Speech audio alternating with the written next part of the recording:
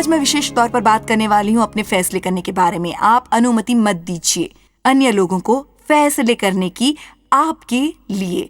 जहां तक फैसले करने की बात हो, विशेषकर यदि वो आपके जीवन के, आपके परिवार और उन बातों के बारे में हो जिनकी जिम्मेदारी परमेश्वर ने आपको दी है, एक अभिषेक है जो रहता है आपके अंदर, और बाइबल के अनुसार आपको इसकी जरूरत नहीं है कि कोई अन्य आकर आपको बताए आपको क्या करना चाहिए। पवित्र आत्मा आपका मार्गदर्शन और सहायक करेंगे आपके जीवन के लिए। वो आपका अधिकार है, खून द्वारा खरीदा हुआ, परमेश्वर द्वारा दिया मार्गदर्शन लेने का अधिकार पवित्र आत्मा से।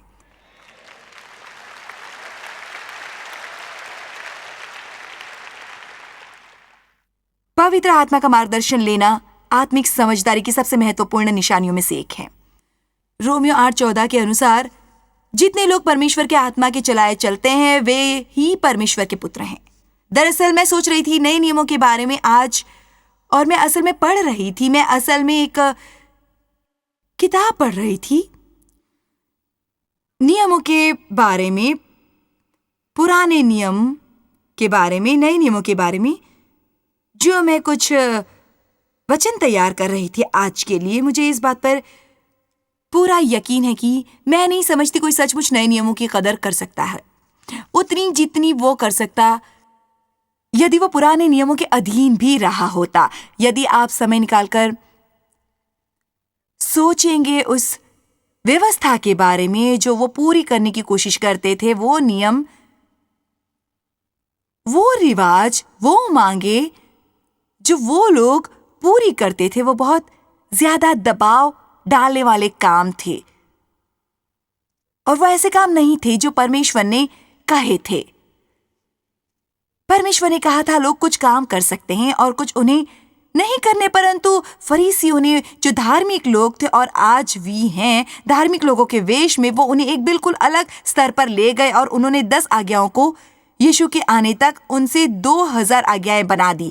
बहुत बार लोग आपके लिए नियम बन सकते हैं और उनकी अपेक्षाएं जो वो चाहते हैं आपके लिए नियम बन सकती हैं। आपको ये महसूस होने लगता है कि आपको वो करने पड़ेंगे। सच तो यह है कि आपको परमेश्वर का मार्गदर्शन लेना चाहिए। इसका अर्थ यह है कि आपको सामना करना पड़ेगा कुछ परिस्थितियों का और कहना पड़ेगा मुझे महसूस नहीं होता कि मुझे ये करना चाहिए। लोग आपसे प्रेम नहीं करते होते यदि वो आपको ये करने की आजादी नहीं देते। रोमियो 7:4 की ओर, मुझे पता है मैं अपने पति को कई वजहों से प्रेम करती हूँ और उनमें से एक है कि वो मुझे परमेश्वर का मार्गदर्शन लेने से नहीं रोकते अपने जीवन के बुलावे के लिए। देव ने कभी मेरे पास आकर नहीं कहा देखो यदि तुम इतने लोगों के सामने आओगी तो मैं बहुत अपमानित महसूस करूंगा।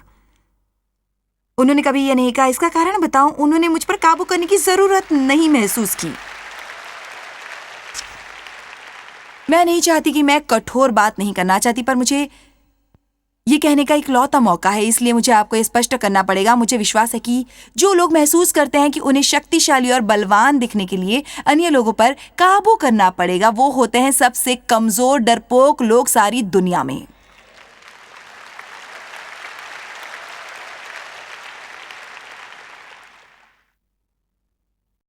मैं ये जानती हूं क्योंकि मैं भी होशियारी से अधिकार करती थी और उसके कारण था केवल डर और असुरक्षा जो मुझे थी, और उनका कारण यह था कि मैं नहीं जानती थी मैं मसीह में कौन थी।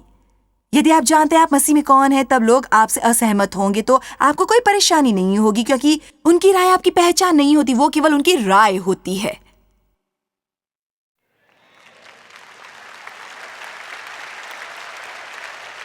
यदि आप सचमुच जानते हैं कि आप मसीह में कौन है तो आप लोगों को नहीं समझाते कि आप सही हैं या गलत।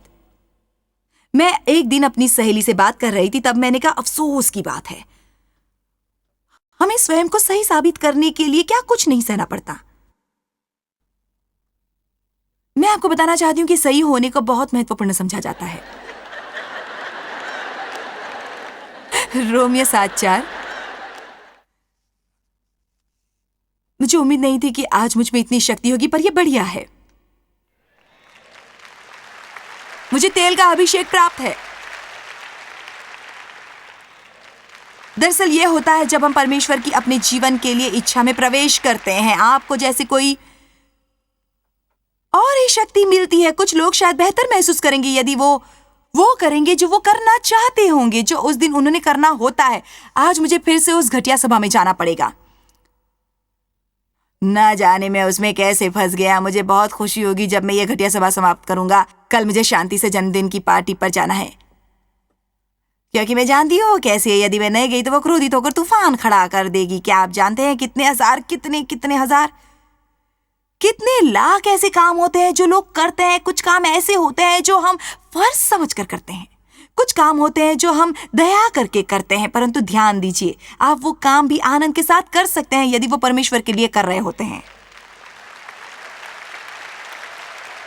मैं शायद ऐसा कुछ करूं जो करना नहीं चाहती, पर मैं करती हूं वो क्योंकि मुझे महसूस होता है कि परमेश्वर कह रहे हैं कि मुझे वो करना है, इसलिए मैं फिर भी उनकी सेवा करती हूं।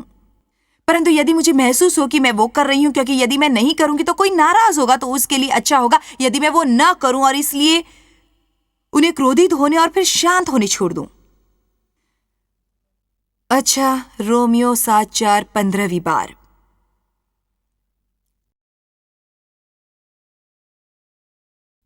सो मेरे भाइयों, तुम भी मसीह की क्रूस पर चढ़ाई देह के द्वारा व्यवस्था के लिए मरे हुए बन गए। जब वो मरे, उन्होंने कानून पूरा किया था और ये कहा था वो पूरा हो गया है। उनका मतलब था कि पूरी व्यवस्था जो भी पूरे करना, सभी नियमों और कानूनों को, सभी रिवाज, सभी मांगे, वो दबाव जो गलती करने पर होता है कि उस दूसरे के हो जाओ जो मरे हुओं में से भी जी उठा, ताकि हम परमेश्वर के लिए फल लाए। हम परमेश्वर के लिए फल कैसे ला सकते हैं यदि हम अन्य सभी के पीछे जाएंगे? परमेश्वर के अलावा आत्मिक नेताओं को बहुत सावधान रहना चाहिए। मसीहियों को भी बहुत सावधान रहना चाहिए। मेरे विचार से ये कहते समय कि परमेश्वर ने कहा है, विशेष तौर पर यदि आप उसके बारे में कह रहे हो जो परमेश्वर ने आपके लिए कहा था, तब वो अच्छी बात है। परंतु यदि आप किसी अन्य को बताते हैं परमेश्वर उनके लिए क्या कह रहे हैं, आपको बहुत बहुत सावधान रहना है। वो आपकी अपनी मर्जी होती है और आप उसमें परमेश्वर का नाम जोड़ते हैं देने के लिए।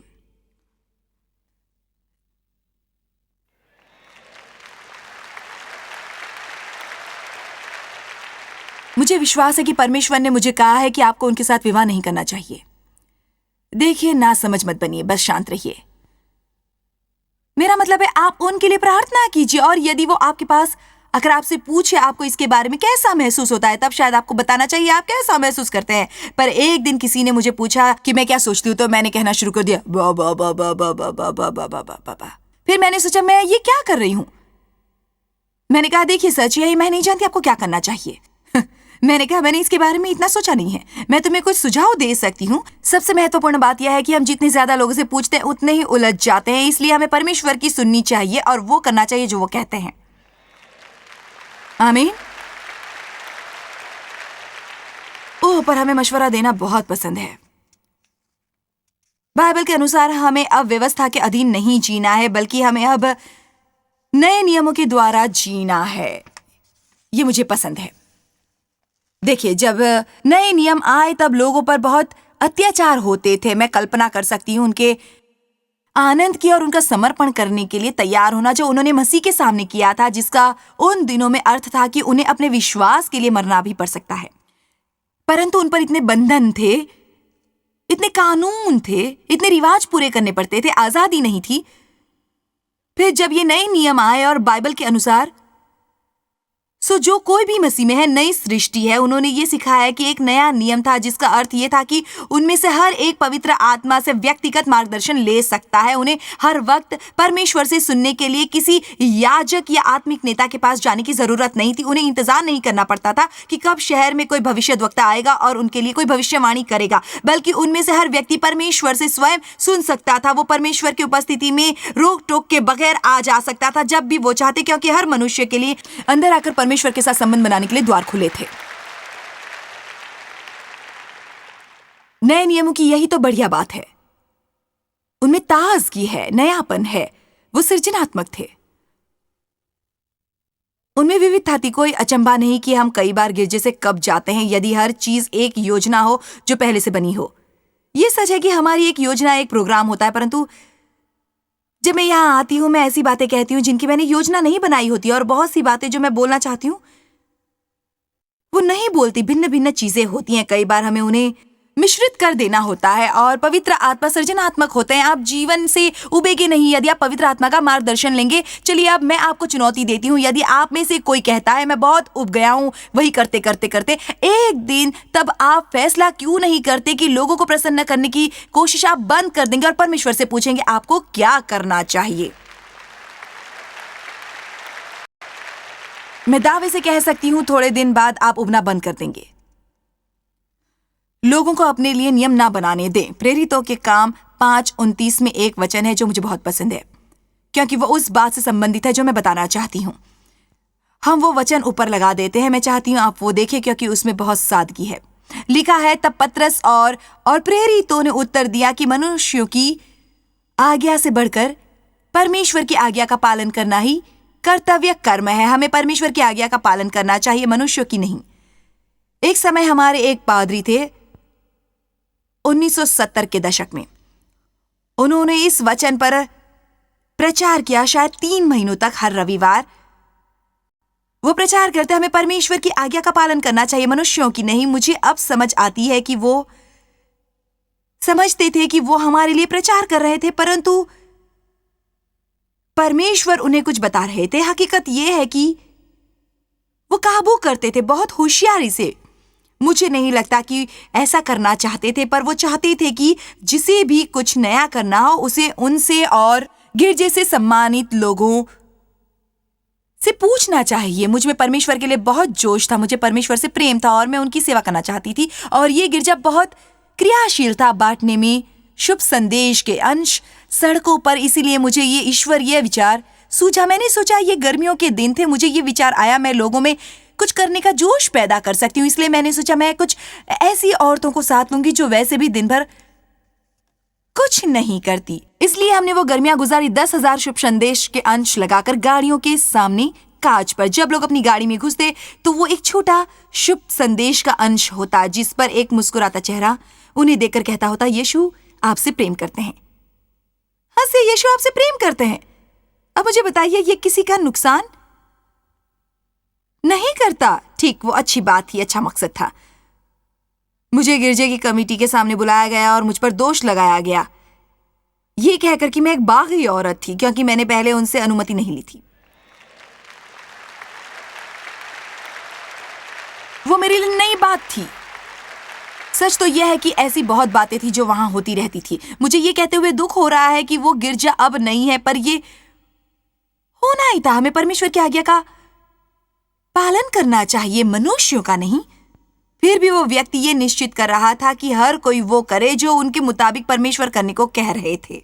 ऐसे लोगों को पवित्र आत्मा का मार्गदर्शन लेने की आजादी नहीं मिल रही थी। मेरे विचार से आपको ये सुनना चाहिए। आशा करती हूँ कि मैं किसी को क्रोधित नहीं कर रही हूँ, पर मुझे विश्वास है कि आपको ये सुनने की जरूरत है। मैं आपको बागी बनने की सलाह नहीं दे रही। मैं ये नहीं कह रही कि आपको कभी वो नहीं करना चाहिए जो पादरी कहे। मेरे विचार से जब पादरी कहे कि उन्हें महसूस हो रहा है कि परमेश्वर उन्हें कुछ करने के लिए प्रोत्साहित कर रहे हैं, तो ये गलत नहीं है, ये बढ़िया है, ये उन्हें करना चाहिए। मैंने सही कहा ना?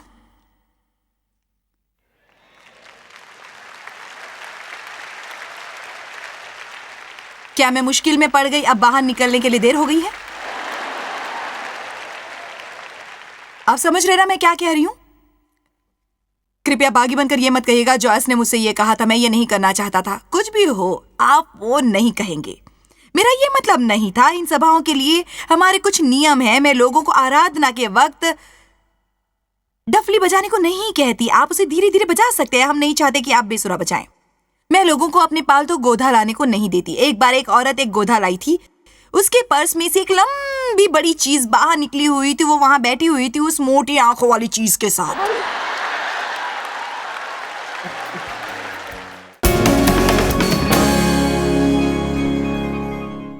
मैं लोगों को खड़े होकर भविष्यवाणी नहीं करने देती जब मैं प्रचार कर रही होती हूँ। एक औरत ने ऐसा किया था। वो कुछ साल पहले किसी सभा में आई थी। उसने खड़े होकर कहा, यहोवा का वचन है। वो बकवास था क्योंकि पहले ही मैं कुछ कह रही थी और पवित्र आत्मा अपने बीच में नहीं टोकते। यहोवा का वचन है, परमेश्वर का कहना है कि आपको ये सेवकाई मुझे देकर मेरे सामने समर्पण करना पड़ेगा। मैंने कहा चुप होकर बैठ जाओ।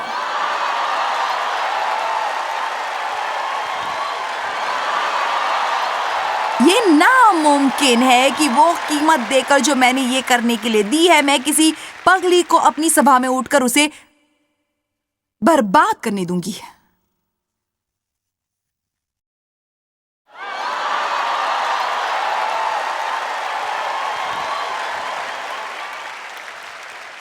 पर ऐसा करके मैं चालबाजी और काबू नहीं कर रही होती, मैं जिम्मेदारी ले रही होती हूँ एक मार्गदर्शक के तौर पर जो परमेश्वर ने मुझे सौंपी है। शायद आपके गिरजे में आराधना के वक्त वेदी के सामने आकर नाचना मान्य होगा। मैं अपनी सभाओं में लोगों को ये नहीं करने देती। आप इस बात को सुनकर कहेंगे कि वो तो परमेश्वर हैं जो चाहते हैं कि मैं नाचूं, पर यहां नहीं चाहते।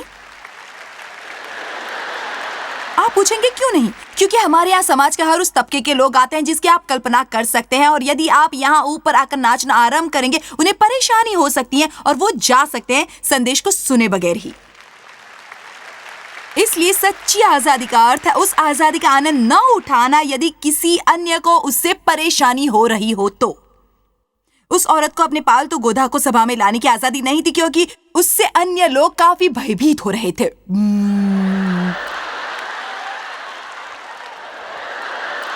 प्रभु की महिमा हो।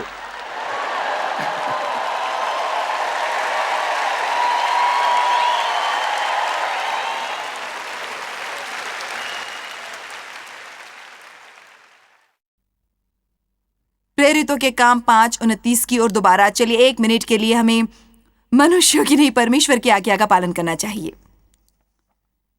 देखा, आपने सोचा मैं भूल गई, पर मैं हमेशा लौटती हूं। कितनी अचंभे की बात है कि उन्होंने 3 महीनों तक उस पर प्रचार किया और स्वयं उल्टा कर रहे थे। मैं आपको बता सकती हूं कि वो गिरजा बर्बाद हो गया क्योंकि वहां लोग दूसरों पर काबू कर रहे थे आत्मिक तौर पर, और उन्हें बताते थे परमेश्वर क्या कहते हैं उनके जीवनों के लिए। देखिए, मेरे 4 बच्चे हैं और मुझे बहुत खुशी होती यदि वो सब प्रचार करते, पर उनमें से एक भी नहीं करता। तो मैं क्या करती हूँ? मैं कभी उन पर वो बनने के लिए दबाव नहीं डालती जो वो नहीं है। मैं उन्हें हमेशा कहती हूँ तुम मेरे लिए काम कर सकते हो या कहीं और काम कर सकते हो। तुम चाहे सेवकाई में रहो या तुम कुछ और करना चाहो, मैं चाहती हूँ तुम प्रसन्न और संतुष्ट रहो और परमेश्वर की इच्छा पूरी करो अपने जीवन के लिए।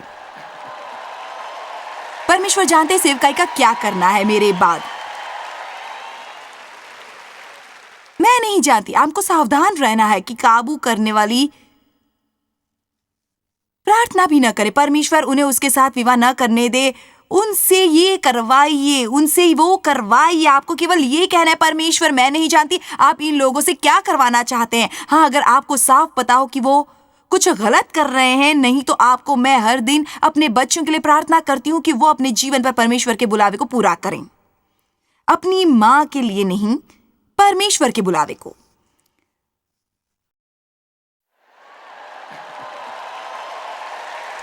आपको पता है कितने नौजवानों को समस्याएं होती हैं क्योंकि उन पर कई आशाएं पूरी करने का दबाव होता है उनके माता पिता की तरफ से। हमें केवल ये आशा करनी चाहिए कि हमारे बच्चे परमेश्वर से प्रेम करे, वो करे जो परमेश्वर उनसे चाहते हैं। यह आशा नहीं कि हम अपने सपने पूरे करेंगे उनके द्वारा। अच्छा, अब मैं ये कहकर देखती हूं कि आप ये सहन कर सकते हैं या नहीं। कुलुस्सियों 3 की ओर।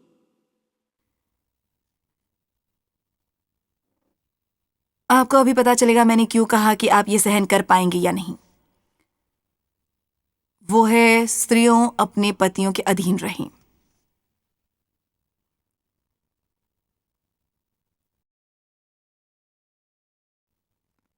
मैं सच कह रही हूं, इन वचनों को बहुत बार सुनाया गया है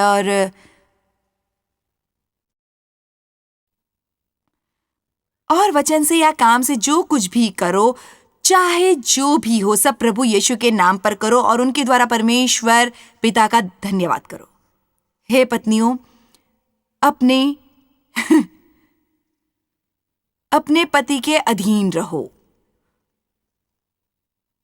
अब अनुकूल बनने का केवल ये अर्थ है कि कुछ बदलाव लाओ जिसके कारण शांति बनी रहे और सब कुछ सही दिशा में चलता रहे। जैसे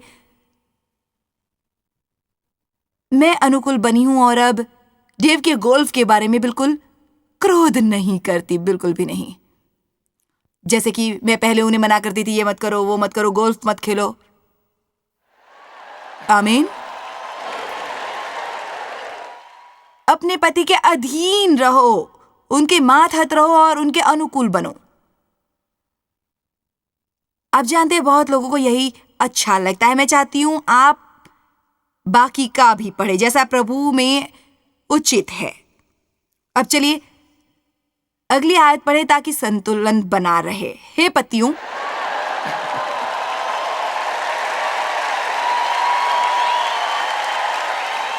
मुझे अच्छा नहीं लगता पत्नियों के बारे में पढ़ूं और फिर पतियों के बारे में न पढ़ूं। हे पतियों, अपनी पत्नी से प्रेम करो, उनसे प्यार करो और हमदर्दी रखो।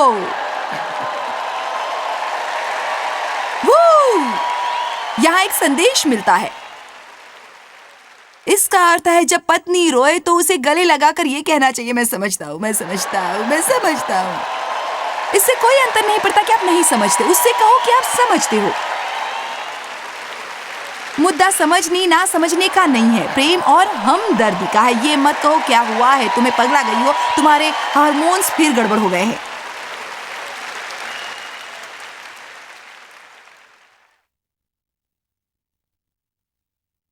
ये संदेश दूसरी दिशा में जा रहा है। मैं इसे बचाने की कोशिश कर रही हूं, परंतु मैं एक बात कहूंगी, ये भी मेरे अनुसार एक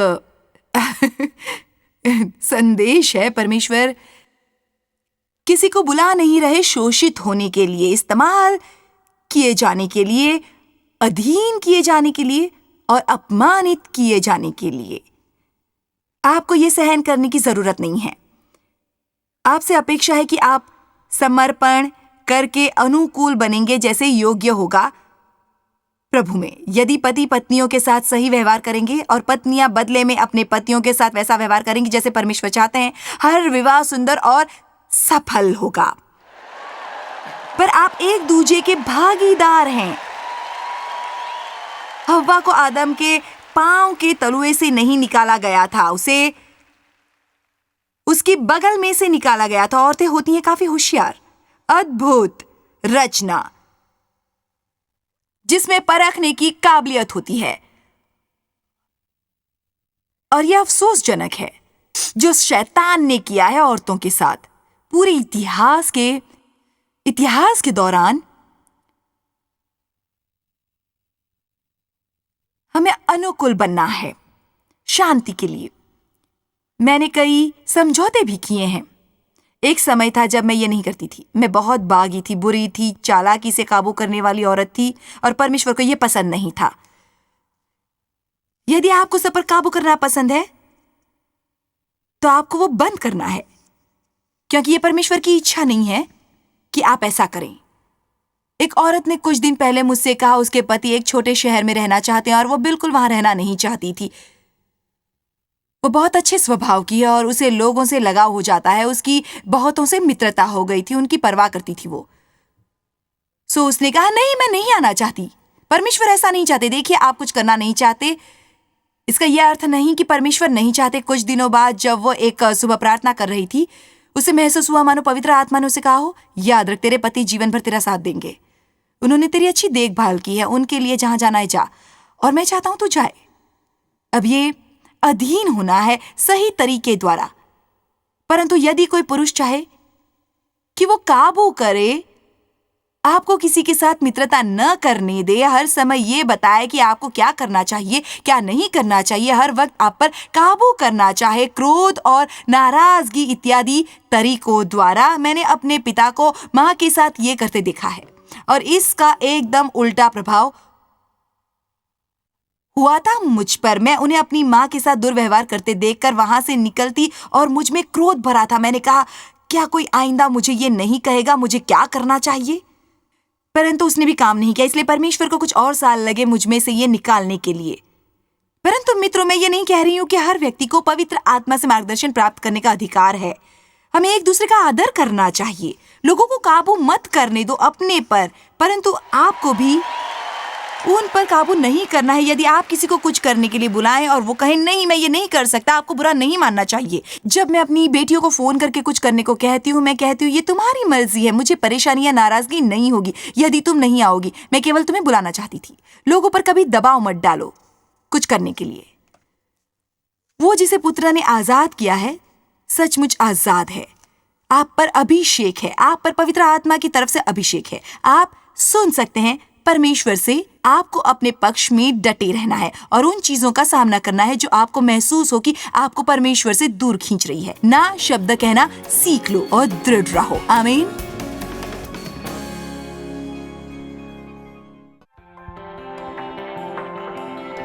जॉय स्माइल मिनिस्ट्रीज में आप हमारे लिए कितने अहम हैं, इसका आपको अंदाजा नहीं। हम आपके आभारी हैं और हम धन्यवाद करते हैं अपने सब मित्रों और सहयोगियों का कि उन्होंने इस विश्वव्यापी सेवकाई को संभव बनाया। मिलकर हम भूखों को खिला रहे हैं, गरीबों को पहना रहे हैं और कई देशों में सुसमाचार पहुंचा रहे हैं। कृपया हमसे संपर्क करें या विजिट करें jmmindia.org पर। आज ही अपनी प्रार्थना के अनुरोध बताने के लिए, हमारे साधनों के बारे में और जानकारी और चॉइस की सभाओं का शेड्यूल जानने के लिए और हमारे सहयोगी बन जाएं दुनिया भर में मसीह का प्रेम बांटने के लिए।